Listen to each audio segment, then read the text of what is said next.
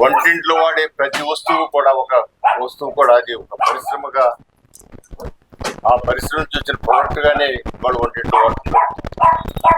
ఇవాళ లక్ష్మీ వల్భ పేరుతో మా జ్యోతిక గారు చిన్నగా స్టార్ట్ చేసి మా కళ్ళ ముందే సంవత్సరం క్రితం చిన్నగా స్టార్ట్ చేసి అది కూడా నా అదృష్టం నేనే ఓపెన్ జరిగింది.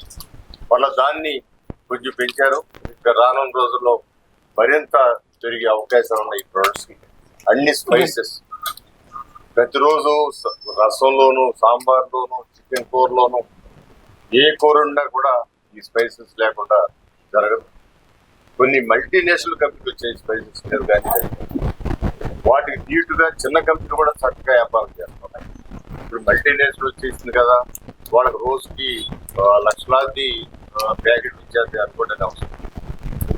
ఇవాళ ఎంత కాంపిటీషన్ ఉంటే అంత డిమాండ్ పెరుగుతాం.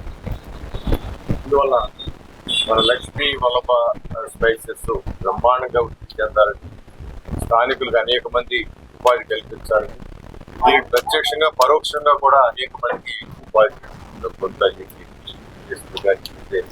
సేల్ పాయింట్ లో పెట్టుకుంటే ఏదేమైనా కూడా ఇవాళ నారా చంద్రబాబు నాయుడు గారు ఉంటే ప్రతి ఇంట్లో ఒక ఎంటర్ప్రెన్యూర్ రావాలి.